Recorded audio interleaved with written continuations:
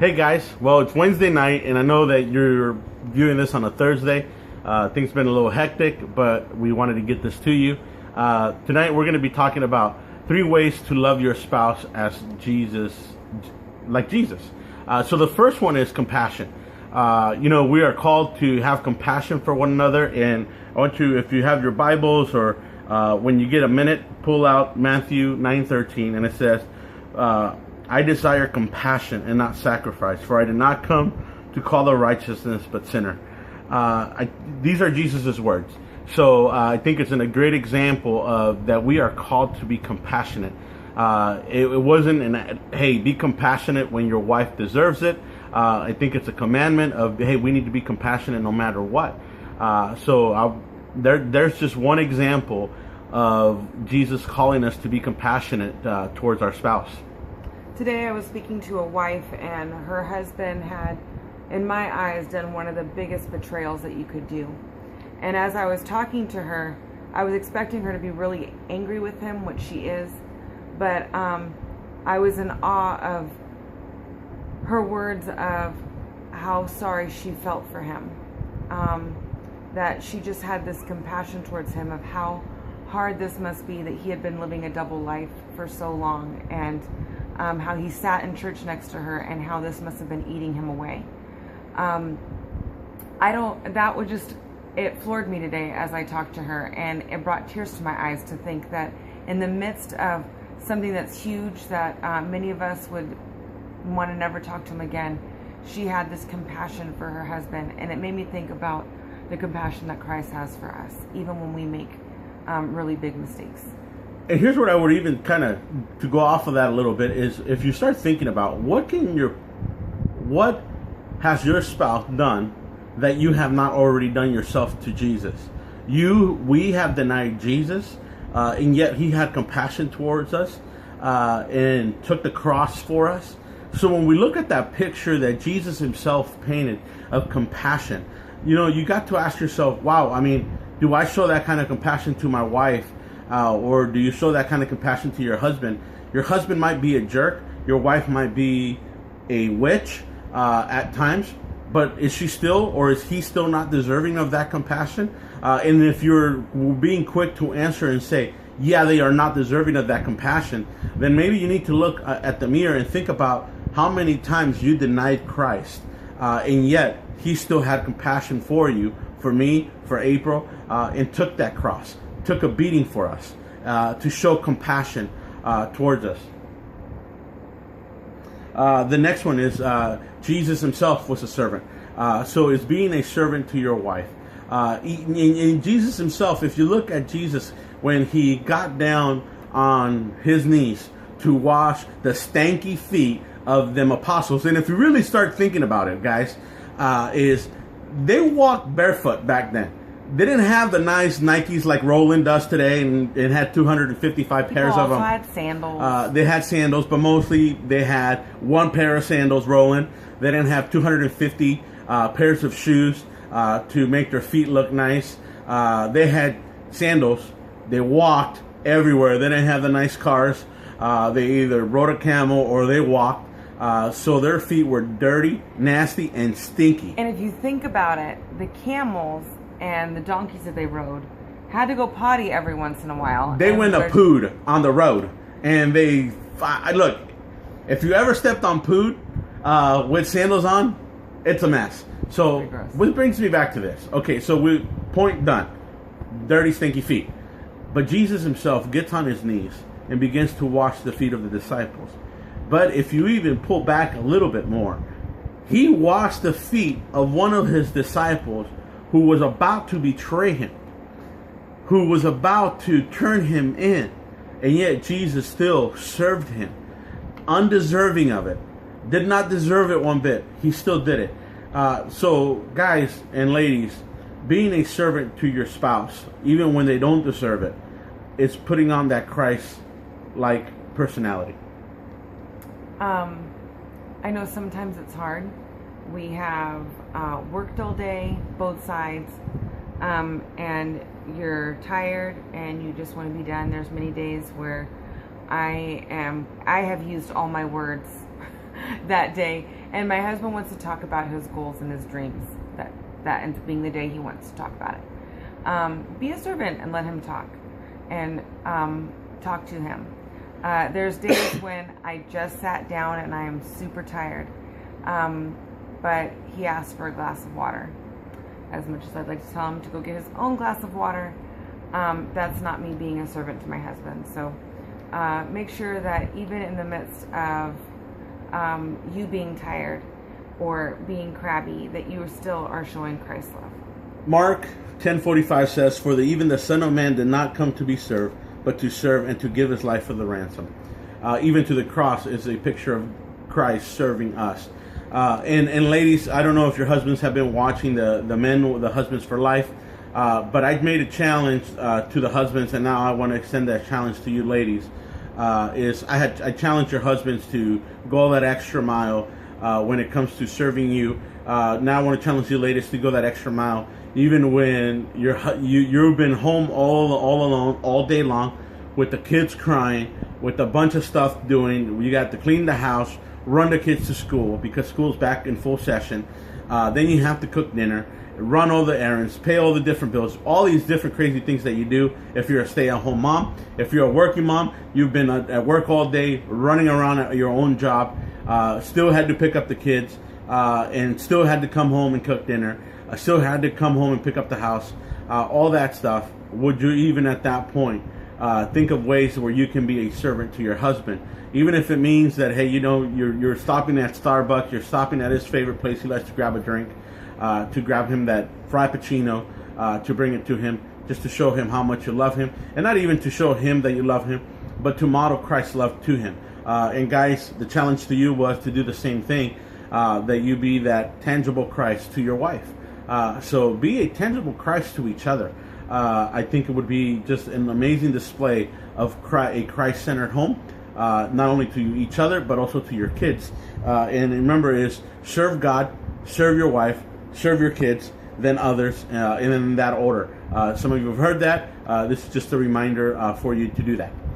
Number 3 is Jesus is a sacrificial, which is probably one of the most difficult things for either one of us to do, whether it's the husband or the wife, because sacrifice means you have to die to yourself, and be that servant to your wife, in sacrifice. And it's hard. It's hard to deny yourself sometimes. I'm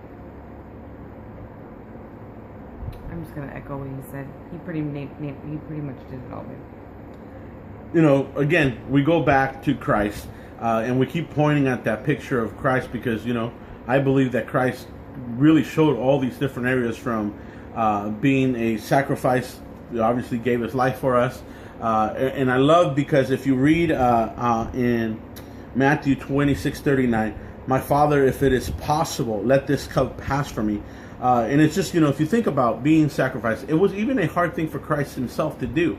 Because if you go back to that garden, the night that he was betrayed, he prayed this prayer 3 times. And so obviously it was hard for Christ to, even having that full knowledge and knowing that this had to happen, he still asked for the Father to take this cup from him. But along with that prayer, if you read a little bit further, it says, "Not my will, but yours be done." Even that was said 3 times. So even Jesus himself knew that he had to die to himself, and be that sacrificial lamb for us, and that this needed to happen. Was it easy? No. Is it easy for you to sacrifice sometimes? Whatever it may be that you have to sacrifice for your spouse? No, it's never going to be easy. But I do believe that it can be done, and we need to do it.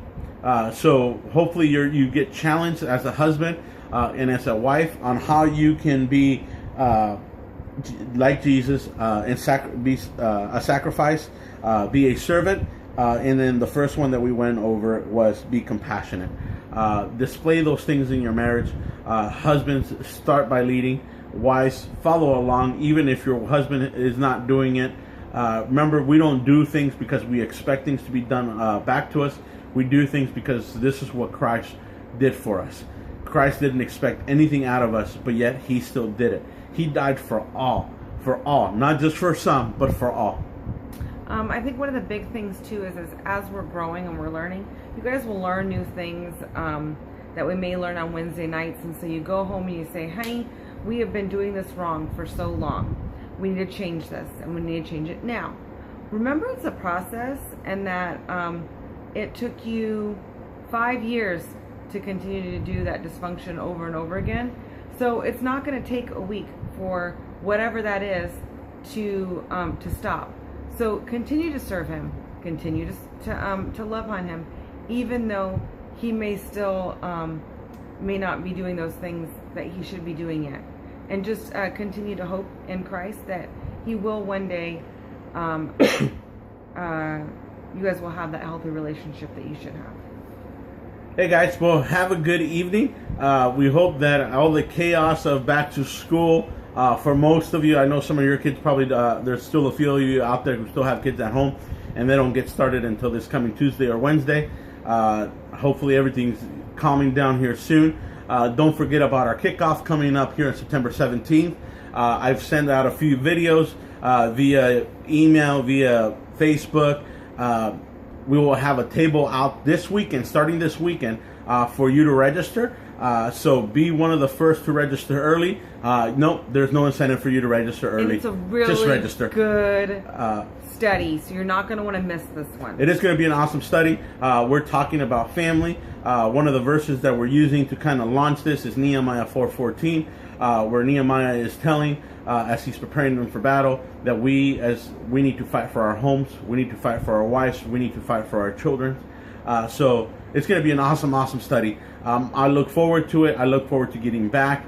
We have some new and cool things that we're going to do even through this study. And just to kind of give you a heads up of some of the new things that we're doing. Not only will we continue to do our date night back by popular demand, because all of you love the date night, we're going to keep going on that. But one of the things that we're also going to do is on Wednesday nights, I think it's about every 3 to 4 weeks, something like that. I don't remember right offhand, but we're going to split up husbands and wives. We're still going to do the same study that night. We're going to look at the same study, but then we're going to get away as guys and discuss things that we need to discuss as guys. The wives will go on to their thing and discuss things as wives as well. So that's something new we're going to try out, see how that works out. So it's going to be an awesome. I look forward to the kickoff. Hopefully all of you can be part of that. The price of $45 includes 2 books, and obviously we have hors d'oeuvres that Lucille will be providing for us. Awesome worship night is going to be to kind of get us back in the routine of stuff, back in the mood of getting back to Wednesday nights. It's going to be awesome. Hey, and if you have friends who've never attended Married for Life, hey, invite them. We're offering something we've never done before. I feel like I needed to do this. Why? I don't know. Maybe God put it there. But either way, what we're doing is if they've never attended Married for Life, we're giving them a discount, and their price is only going to be $20. And basically, maybe it covers the books, but not even really. It's still, we're going to take a hit on it, but that's okay. We're stepping out in faith on this one.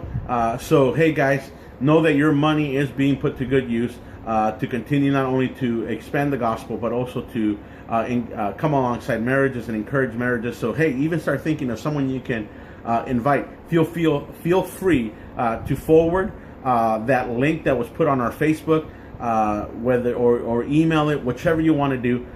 Do it. Get your friends, family, other people from church that you think, hey, they should be coming to Married for Life. Let them hear it. Let them see the videos. Tristan Matthews, thank you for sharing it on Facebook. Hey guys, I want to challenge you. Everybody share that video on Facebook. Let's get as many people out there watching this video and possibly joining. Hey, everybody, including myself, have done the ICE challenge. My wife has too. Here's a challenge for you. We don't cure disease, but what we do is strengthen marriages. So, hey. He said do. We don't do, well, okay, now you're going to get me all messed up. We are helping marriages. So, hey, share that on your Facebook. Maybe someone watches it. Maybe they start coming. Maybe they don't. Whatever. The rest is in God's hands. But hey, guys, again, we look forward to seeing you here in just 3 weeks. 3 weeks. 3 weeks. We're excited to be back. Lady, do you have your dress? Yes, guys, do you have your suits or your ties? Get all dressed up. It's going to be awesome. It's a red carpet event. We're celebrating 5 years of Married for Life. Make sure that your suit fits, guys. Yes, Just try it on. Because it fit you 5 years ago doesn't mean it's going to fit you today. So double check before the night of, because your wife's going to be really mad at you. Hey, I know Drew will be wearing a tuxedo. Albert will be wearing a tuxedo. I will be wearing a tuxedo. So hey, we're doing it up. I'm not wearing a tuxedo. We're doing it up because God has done some amazing things in the life of Married for Life over the last 5 years, and we believe God has some awesome things planned over the course of the next 5 years, and we'll share some of that stuff. I'll share one thing that is also new that kind of Married for Life is launching. We are launching a ministry called for young moms called From Manic to Miraculous. Valerie Passion is leading that. Along with Brenda Hamagio, Rachel, Charlene Ling sang it, Carolyn Barr, and Maji Martinez are leading this awesome young moms group that Married for Life is launching. That's going to be meeting Friday mornings, I think from 9:30 to 11:30, something like that. Look for information. Actually, we'll have a bulletin stuff this weekend. You'll get more stuff, ladies, as that kind of develops. That kicks off that same week that Married for Life does. So not the 17th, which I believe is the 19th, is when it kicks off. Awesome things that are coming, and we've got some other things that we have in the works that we will share once you show up to Wednesday on the kickoff of some awesome things that we feel God is leading this ministry to do. Again, guys, we look forward to seeing you. So be praying for us, be praying for that night, be praying for your leaders, be praying just that God's hand be over the whole entire thing. All right, guys, we miss you guys. We'll see you guys in 3 weeks, but we will see you next Wednesday because we will continue to do these videos. All right, guys, see ya. Ladies, I'll have doubled up tomorrow, just let you know, doubled up.